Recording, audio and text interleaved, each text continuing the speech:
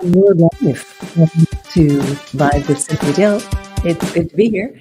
And joining me, I hope, in a few minutes will be Tim Reiniger, the chairperson of the Cape Elizabeth Town Council, as well as candidate for town council. And the topic of tonight's show is what's so special about Monday night's special meeting. If you saw on the Cape Elizabeth webpage, there's a notice of a special meeting, and the town council chair has, pursuant to the rules, the authority to call a special meeting. 3 town councilors can also call a special meeting, but the town council chair can call a special meeting, and in this case, he did. And the purpose of the meeting, there's just one agenda item, and that is to consider and, I think, vote on a proposed license agreement with the cookie jar. The agreement is drafted to be between the cookie jar and the corporation that owns the cookie jar and the town council. And it's in sort of furtherance of trying to get the cookie jar through this difficulty that they're having as a result of a conflict with a neighbor and the change in the traffic dynamics around their business. They always used space next door. That unfortunately is no longer an arrangement that is acceptable. And so they had to seek permission from the planning board to have a cutout of the sidewalk to enable another driveway to access Preble Street in the back of the bakery. And the planning board decided, according in their view, to the zoning regulations, that there needed to be a formal site plan amendment process undertaken. And in the process of doing that, it was, I mean, not that it was discovered as a surprise, but it sort of called into question or shined a spotlight on the fact that the cookie jar parking spaces in the front encroach on public land. And so that presented an obstacle to the planning board to approve the request to, get the site plan amended. So what Tim Reiniger did was notice a special meeting as the chair, and it's Monday night, and they're going to consider this this proposed licensing agreement. So that's sort of the legal process and what's happening legally. And process-wise, it's all above board. The town manager has to give the other town councilors have to get 48 hours notice. The public gets 48 hours notice. That's all been taken care of. If you want to tune in Monday night, it'll be interesting to see what happens, because not only is it expedient to this, to the extent that it's going to help the cookie jar achieve the outcome of getting quickly through this process so that they can, get back to making donuts and making money. I mean, to go through a site plan amendment process, the longer it takes, the more expensive it is, and the more money you lose. And so there's been a lot of signs around town, save the cookie jar. And so politically, it's been tossed around as, some would say, a stunt. Others see it as, strike while the fire's hot. So Tim Reiniger is not only the chairman of the town council, but he's also a candidate running for town council. And, it just so happens that it's 11 days before the election, and he's presenting this very good solution, a quick, efficient solution that has been reviewed by the town attorney. And we'll see what happens Monday night, whether councilors Jordan Harriman will go along with it. They seem to be quite upset that Tim Reiniger is taking some steps that are a little bit maybe unusual from their perspective, because it's more direct. It's kind of a responsive government. And by that, I mean not only this license agreement, which is just a very, like I said, a very simple solution to just get through this process. And, people don't always like lawyers, but in this case, it's a really, I think it's a great idea. So we'll see what happens Monday night. I think Tim Reiniger is trying to join us. I see signs of him on my screen. I see some off in the distance, some blinking lights. I don't know where he's trying to connect from, but I hope to have him here, because I do want him to address, now that I've sort of set it up. You can go to the website and see his proposed licensing agreement, and then the one that was doctored by the attorney. And basically it's a pretty, it's a pretty, pretty simple legal document. And it just it just enables the planning board process to go through. So it's not usurping any authority or power from the planning board in this process. It's simply getting this licensing agreement signed because the town council is the only entity that has the authority to sign an agreement like this. So they're just hopefully going to get it done. It's going to go back to the planning board. But of course, in the backdrop of all of this, the chairperson of the planning board is Jonathan Sarbeck. He's running for town council. There's a split ticket sort of that is dividing the candidates along the lines of the school bond. But this is another issue. Candidates Hughes and Andrews have their names on the Save the Cookie Jar signs. There's a petition going around, a change.org petition that has, like, I think over 2,000 signatures. Now, that doesn't really mean anything because people could be signing from places other than Cape Elizabeth. But there's momentum around this issue, and it's a real issue, and it just so happens to be 11 days before the election. So it's somewhat of an October surprise, and it could play either way. There's talk on the Pod Facebook group that this is, disgusting exploitation of a small business. Maybe, but if the cookie jar is quite happy about it, which I think they might be, I think it's fair game, and it's fair comment. The other thing that's happening, of course, is the Portland Water District seat, which you heard about here on Cynthia Dill Live.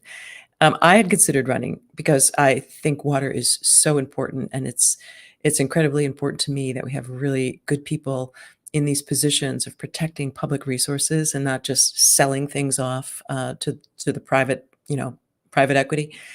So I am willing to serve.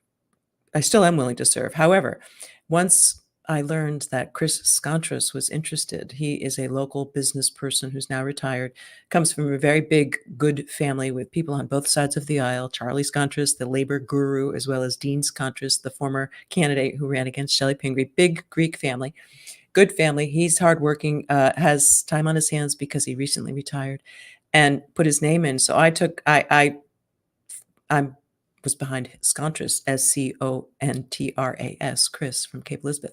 Recently, John Volt put his name in, and he's a Democrat. And so now it's a contested seat. I don't know in South Portland if there are any candidates who have been floating their name publicly, but that's something that's kind of interesting to watch because it's a write-in campaign, and it's basically just the most write-in signatures gets elected. And it's an 11-member board that oversees the Portland Water District, which serves like a dozen or so communities, provides water, establish the rates, but also does some pretty important public interest work in terms of protecting infrastructure, making sure that if God forbid we had a terrorist attack, there's plans in place. The board of trustees hires the executive director, who's largely responsible for administering the program. There's employees that have worked there for a long time. One thing that I discovered, I was so I'm going to see if Tim, we can't see you. So oh, there you are. Hi. Oh, good. I saw you. I saw just your screen, but now you're here. I'm so glad. Welcome to the show. I was talking about the Portland Water District, but I don't want to waste any of your time. I already set up the issue about Monday night, sort of explaining that you, as the council chair, have authority under the rules to call a special meeting, and that there's this proposal on the agenda that would essentially give the cookie jar a license to use those parking spaces to enable the site plan review process to go forward. But I want you to just add to that why now, because some people, are suggesting that this is political expediency. So tell us about why you did it and what you hope to accomplish on Monday. Thank you, Cynthia. And by the way, you set up the issue very well at the beginning. I was delighted to hear that. So I'm glad you heard it. well, thank you for having me on again. And I often think I'm hoping that you invite me frequently because of my charm and wit and all, but I have a feeling it's more controversial issues. But in this case, yes, I was happy to use my power to call power as chair to call a special meeting. And the reason is, and I know some people are trying to say this is a election year stunt or something or other, especially by some of the other candidates. and I want to put that to bed right now. This happened. I happened to attend the October 15 meeting of the planning board, and then the subsequent site walk that Friday. I think it was October 19 or so, and that was an eye opener for me on this issue, and it made me realize the urgency here. The owner of the cookie jar was in tears at the October 15 planning board meeting, and anyone can go to the link and watch the meeting. It was quite dramatic. And she was taken by surprise that in their request just to pave a little area for egress in the back, all of a sudden that was deemed to be requiring an amendment to the entire site plan, and then the loss of their parking out front, which Donna and her husband have said is absolutely key to their business, to the sustainability of their business, because so many customers need to use those spots, and there have never been any accidents or issues here with that. And it's I was just over there today looking at it. There's plenty of space. So, at any rate, that the planning And board, I would just add, it's a key reason why a lot of people go to the cookie jar. It's so convenient. You can just pull yes, up to the front. It's just like so friendly and nice. People say, oh, it doesn't matter. You can park on the side of the road. No way. I agree with Donna that if they lose those spots, it's really going to be a significant loss. absolutely. You think of, there are many reasons to go to a mall, for example, but if you're probably not going to go to a mall if you want to just go in and out, grab coffee, pastry, or something quickly because it's such an ordeal. You have to park far away. You have to walk all the way in. And you're right. Same with the cookie jar. And I've told this another place in Portland a little bit, similar situation on Lower Congress Street, of a popular bakery, and people just kind of fuzz around, duke it out to find a parking spot to get in there. And, that's the way it is. So, at any rate, the planning board, at the end of the site walk, there were discussions, and it was made known that they wanted these proposed site plan documents to remove the parking places in the front. And so, Yikes. and I think you mentioned this in your intro, at least one of the planning board members said, well, we can't fix this. However, there is a process of licensing. Well, to be more clear here, the parking in the front would spills over into 2.5 feet of town-owned right-of-way. And so that is the issue there. So getting permission to use those 2.5 feet of right-of-way. And so the use of a license is the simple way, the common way to accommodate this. But that can only be granted by the town council. That's not the power, jurisdiction, or authority of the planning board to do that. So, And Tim, am I right? Am I right that in order for the planning board to, even regardless of whether you agree with the wisdom of having to go through the site plan amendment process, am I right that in order to now get through it, now that they're in it, they have to have this license, or they have to overcome this hurdle of the issue of the encroachment on public space, and this is one way to do it? absolutely, yes. So this is a separate track now from what the planning board is doing. And to the credit, the planning board is they're following the rules. They're working at this diligently. The planning board members and the planner Maureen O'Mara at the October 15 meeting asserted in no uncertain terms that she was out of answers as to, i.e., out of answers as to what the planning director could do or the planning board could do to resolve the issue of the encroachment in the public way of the 5 parking spots in front. So therefore, they had no choice but to ask that those be removed from the site plan amendment application. So that's how we got here. Nothing to do with the election or anything else. This is a beloved business in Cape that has been put in this position. They have said repeatedly that they need these spots, and you just confirmed that yourself in your own experience, to sustain their business. So the town council is now coming forward, and uh, we were supplied with model licenses that had been used before in Cape and others in Portland. And that is full of legal jargon and all that stuff. And I think, Cynthia, that it's relatively, as property law issues go, I think it's relatively simple form. We're not talking about, Anything less than 5 pages in my mind is like a that's right. win. We're not talking about springing interests and servitudes and all this other Right. servitude. So it's really not very difficult. And really, it comes down to whether it can be transferred by the licensee, the holder, in this case, the cookie jar, or not. And of course, they would like to be able to transfer it to a subsequent owner if they were to sell it or give it to their kids and so forth. So it's really not very complicated. So I did up the draft because of the urgency of the situation to help speed it along. And then we had it sent to the town lawyer to look at. Of course, I'm chair, right? So I'm not the lawyer for the town, and we need to have our town lawyer look at this independently.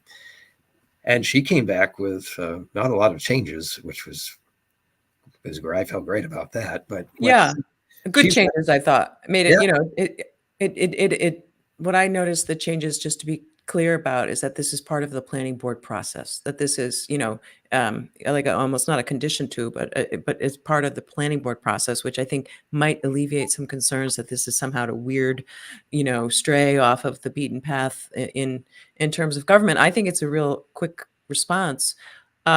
But even if it was political, like, is there anything wrong with, I mean, you have essentially on the town council right now, a majority of people who generally vote with you, and the election is right around the corner. Like, is there anything wrong in your mind with doing something political when you're an elected official?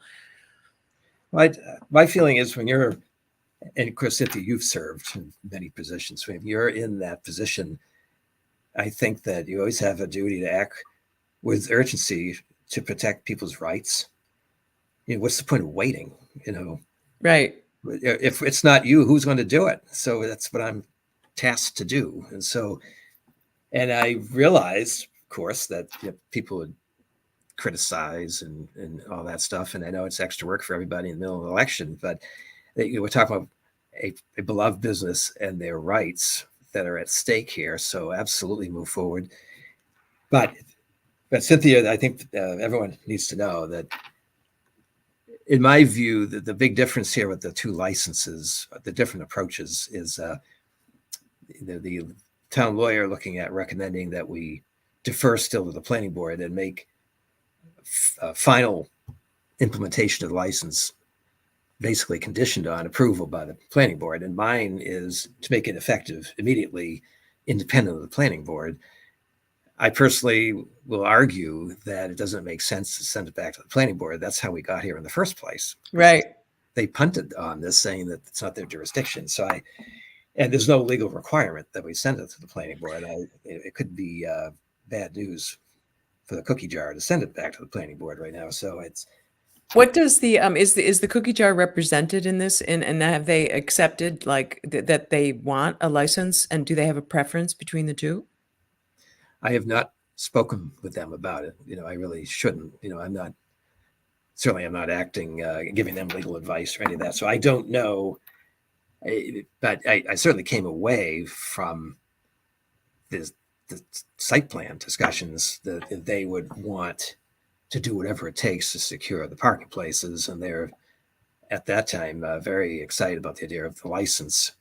I would think, I'm not sure about this, but I would think that the town manager could reach out to the cookie jar. I think the cookie jar is represented by John Mitchell. He's not a lawyer, but he's their representative, and I would imagine that they could.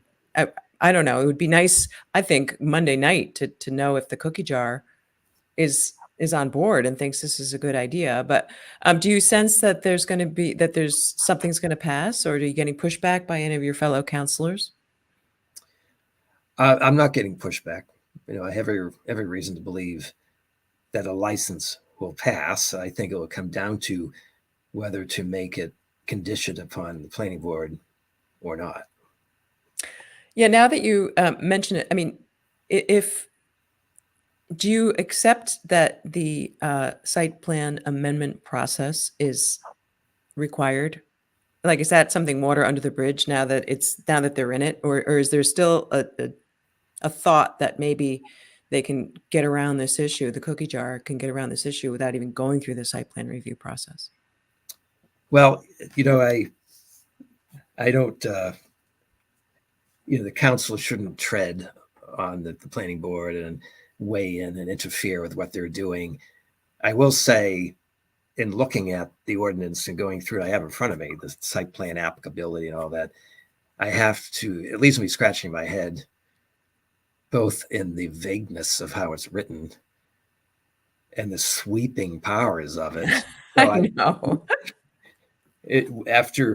should I be reelected, I will tackle proposing maybe ways to simplify, streamline the site plan process, because we know that it's been a It's a real black hole. it's a real problem for the small businesses. The lumbery experienced a lot of this, quite Well, famous. a lot of projects just don't happen because they learn that, oh, I'm going to have to go through the site plan review process. And and then you look at how successful has it been? There was a site plan review and approved for the Ocean House Commons, where Dunham Court was supposed to, what people hoped were going to go, and now it's still a vacant lot. So the fact that a site plan has been approved doesn't mean anything really, because all the projects that are vacant lots around the town hall were site plans that were approved. So I don't think it's a process that necessarily, is that good? So I would say that, for example, looking at the ordinance, it talks about site plan review required for a new building, Hmm. construction, change in use, Right. and also construction involving over 10,000 square feet in area and paving and all that. But none of those apply to this situation. We're Yeah, just I talking. couldn't figure out which one applied. So, That's why to me, it struck me that it could have been suggested by the planning board that this is de minimis request and just let it go. Like, let them do the cutout and see what happens. And it would have been so much cheaper. It would have probably already have been accomplished.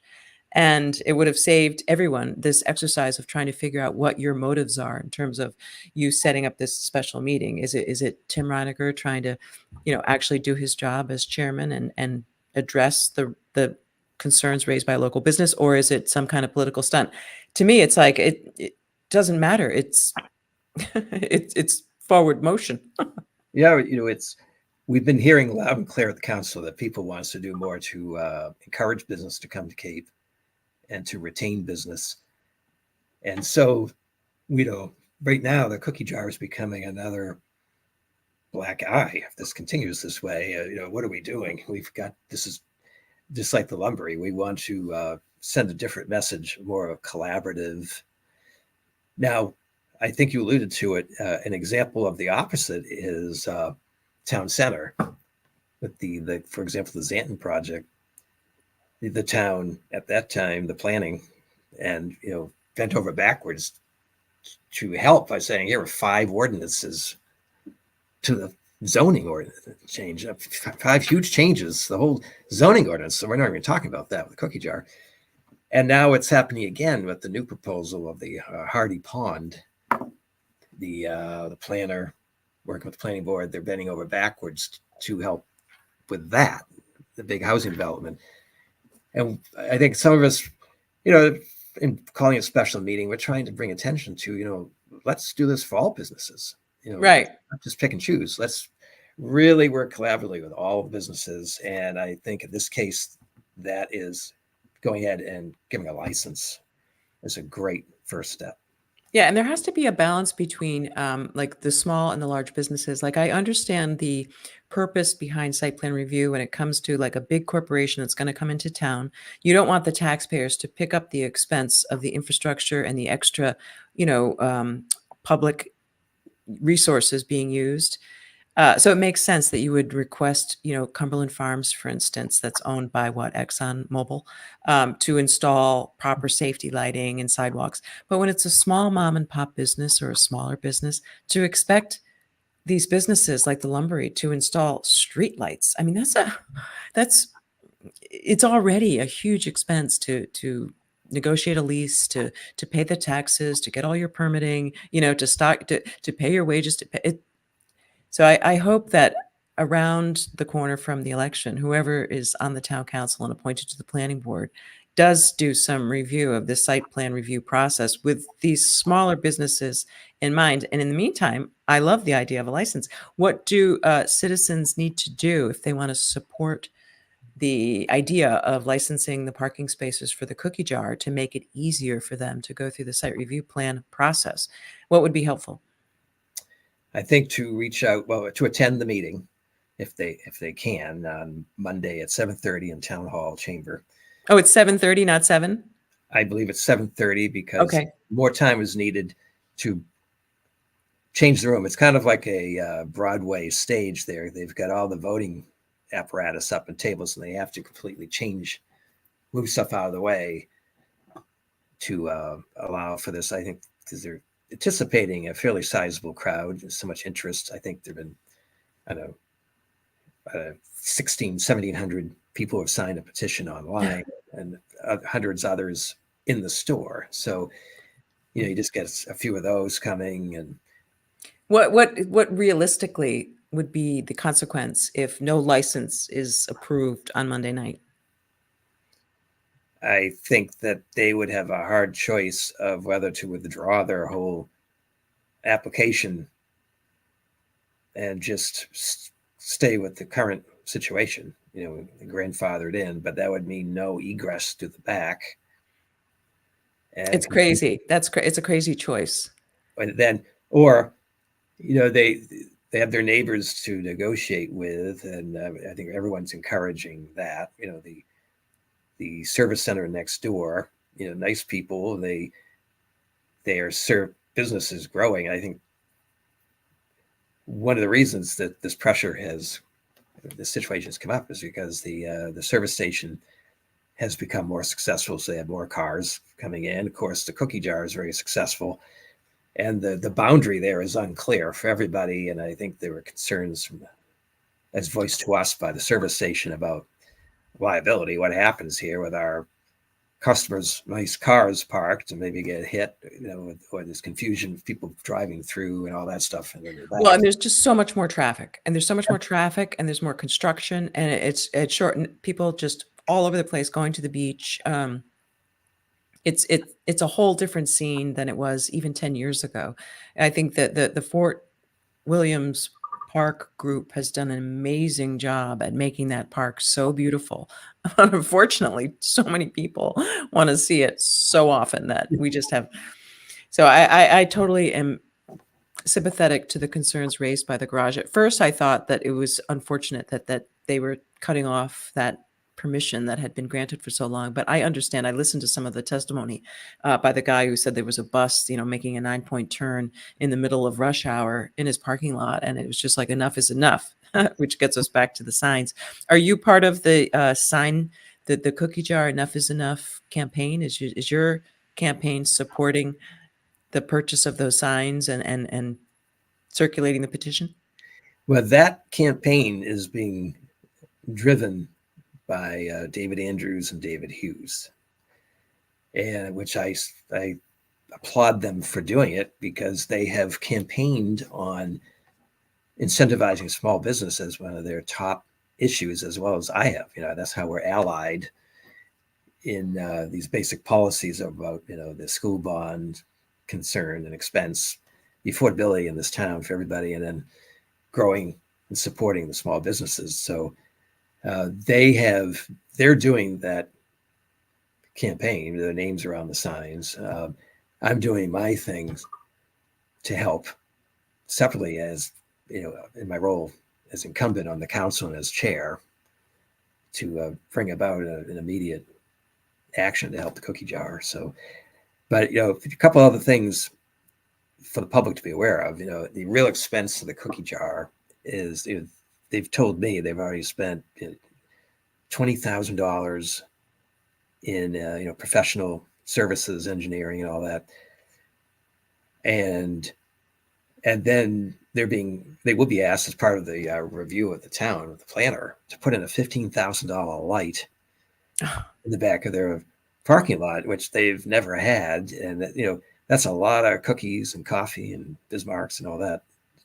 I just don't understand why there's leverage to require that. Like why it's almost like being held up, by big government. You can't do your business unless you put in a street light. I mean, I get that you want to protect the public safety, and you need to expect all business owners to take reasonable steps, and have sufficient lighting. But I just think requiring some of these things that are so costly is not good. Yeah. And then if I have a second here, Cynthia, another point you talked about the visitors to Fort Williams. I know when I last checked, some of the studies show 1 million visitors. Yeah, I believe it. Yeah. I, at one time, lived in Los Angeles, Pasadena area, and one of my favorite places is the Huntington Library. I don't know if you've ever been there, but no, I haven't. It's in San Marino, and has incredible formal gardens, but also has a Gutenberg Bible and Gainsborough portraits, the Blue Boy and Pinky, for those who are Gainsborough and Gutenberg Bibles and all that stuff, and plus the formal gardens. Well, they are, turns out, the most visited museum in Los Angeles. Wow. And it's 1 million, a little over 1 million a year.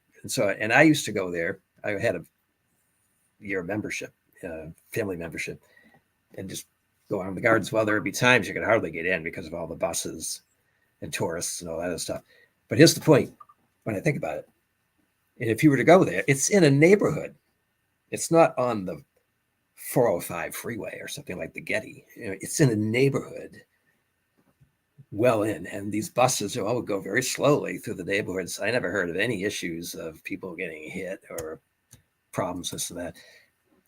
And so why can't we just have people drive slowly on Shore Road? I mean, like they could do with the Huntington in Los Angeles, in San Marino, which is it's like Cape. It's very people of means and a high, very demanding residential population. So if they can make it work there, I don't see why we can't do it. And the other thing is the idea of parking that backs into traffic. Well, that's in Portland. Just about every little city in New England has that. And so that's all of a sudden it's becoming like a strange issue or something.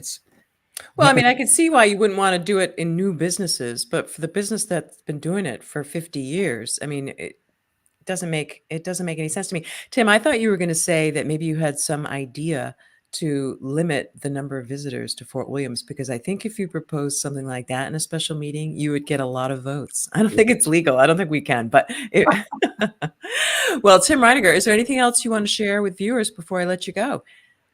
No, so I just think, if you love the cookie jar like I do, you take a minute to write a email, even a short one, to the town council to express your support for an immediate license. And if you can, show up at the public hearing Monday and with numbers, I think that will make a big impact on the town council. It's really interesting that you raised this idea. Well, I looked at your proposed license, and then I looked at the town's attorneys, and I didn't quite appreciate the point that you made, which is if the town can give the license immediately, there seems to be value in that. And why associate it with, why have other conditions attached? So I bet that's going to be the rub Monday night, is which one. Yeah. Well, Tim Reiniger, thanks so much for joining the show. I'd love to have you back, and good luck Monday night. Thank you, Cynthia. Appreciate it. Good night. Bye-bye. Take care.